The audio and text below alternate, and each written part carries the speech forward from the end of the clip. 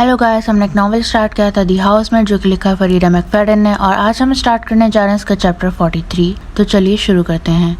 नीना। अगले 8 महीने मेरी जिंदगी के क्लियरव्यू साइकाइट्रिक अस्पताल में गुजरे। ये कहानी जो मुझे बेशुमार बार सुनाई जा चुकी है, ये है कि मैंने बहुत सारी नींद की गोलियां खा ली जो मेरे फिजिशियन ने मुझे प्रिस्क्राइब की थी, और मैंने अपनी बेटी को भी इसकी बोतल में वही दवा दी। फिर मैंने इसे बाथटब में रखा और पानी खोल दिया। मेरा मकसद बज़ाहिर हम दोनों को मारने का था। शुक्र है कि मेरे वंडरफुल हस्बैंड एंडी को शक हुआ कि कुछ गलत हो रहा है, और पुलिस वक्त पर पहुंच गई और हमें बचा लिया। मुझे इनमें से कोई भी बात याद नहीं। मुझे याद नहीं कि मैंने गोलियां खाई, मुझे याद नहीं कि मैंने सिसिलिया को बाथटब में रखा, मुझे तो ये भी याद नहीं कि मेरे फिजिशियन ने मुझे वो दवा प्रिस्क्राइब की थी। लेकिन फैमिली डॉक्टर जिसके पास मैं और एंडी जाते हैं, इस बात की तस्दीक करता है कि वाकई ऐसा ही हुआ था। मेरे फिजिशियन के मुताबिक, जिससे मैं क्लियर व्यू में मिलती हूँ, मुझे शदीद डिप्रेशन और वहमो ख्यालात यानी डिल्यूशंस का मर्ज लाहिक है।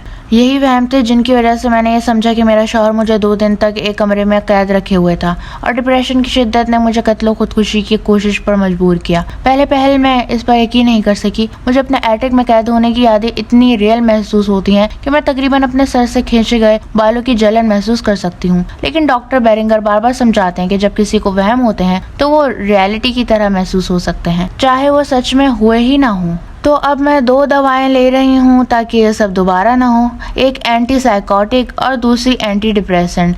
जब मेरी डॉक्टर बेरिंगर से सेशंस होते हैं तो मैं अपनी गलती तस्लीम करती हूँ। हालांकि मुझे आज तक कुछ याद नहीं। मुझे सिर्फ इतना याद है कि मैं जागी और सिसिलिया को बाथटब में पाया। लेकिन ये मैंने नहीं किया होगा। वहाँ कोई और तो नहीं था। जिस चीज़ ने आखिरकार मुझे यकीन दिलाया कि मैंने ही ये सब किया था, वो ये थी कि एंडी कभी ऐसा नहीं कर सकता था। जिस दिन से मैंने इसे जाना है वो हमेशा वंडरफुल और मेहरबान रहा है, और मेरी क्लियर व्यू में पूरी मुद्दत के दौरान वो हर मौके पर मुझसे मिलने आया। यहाँ का स्टाफ इससे मोहब्बत करता है। वो नर्सों के लिए मफिन और कुकीज लाता है और हमेशा मेरे लिए एक बचा कर रखता है। आज वो मेरे लिए ब्लूबेरी मफिन लाया है। वो क्लियर व्यू के प्राइवेट रूम के दरवाजे पर दस्तक देता है। ये एक महंगा इदारा है जो इन लोगों के लिए है जो ज़हनी बीमारी के साथ साथ पैसा भी रखते हैं। वो सीधा काम से आया है, सूट और टाई पहने हुए है और तकलीफ हद तक खूबसूरत लग रहा है। जब मैं पहली बार यहाँ आई थी तो मुझे कमरे में कैद रखा गया था, लेकिन मैं दवाओं के साथ बहुत बेहतर हो गई हूँ, इसलिए अब मुझे खुले दरवाजे की इजाज़त है। एंडी मेरे बिस्तर के किनारे बैठता है जबकि मैं मफिन मुंह में ठूस रही हूँ। एंटी साइकोटिक दवा ने मेरी भूख बढ़ा दी है और मैंने यहाँ आकर 20 पाउंड वजन बढ़ा लिया है। कि तुम अगले हफ्ते घर वापस जाने के लिए तैयार हो? वो पूछता है। मैं असबाब में सर हिलाती हूँ और ब्लूबेरी की क्रीम अपने होठों से साफ करती हूँ। मेरा ख्याल है हाँ। वो मेरा हाथ थामने के लिए आगे बढ़ता है और मैं झिझक जाती हूँ, लेकिन खुद को पीछे हटने से रोक लेती हूँ। जब मैं यहाँ आई थी तो मैं इसका लम्स बर्दाश्त नहीं कर सकती थी, लेकिन मैंने अपनी घिन को एक तरफ धकेल दिया है। एंडी ने मेरे साथ कुछ नहीं किया था। ये सब मेरे बिगड़े हुए दिमाग का खेल था, लेकिन ये सब इतना रियल जैसा लगा था।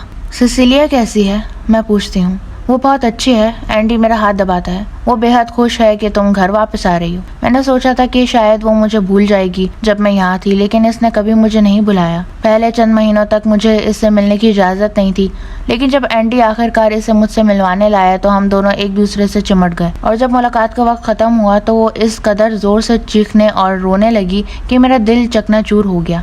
मुझे घर जाना है, मुझे अपनी ज़िंदगी में वापस जाना है जैसे पहले थी। एंडी ने हर चीज़ को संभालने में बेहद अच्छाई दिखाई। वो शायद मुझसे ज़्यादा मुश्किलात झेल चुका है। तो मैं तुम्हें संडे को दोपहर 12 बजे लेने आ रहा हूँ, वो कहता है।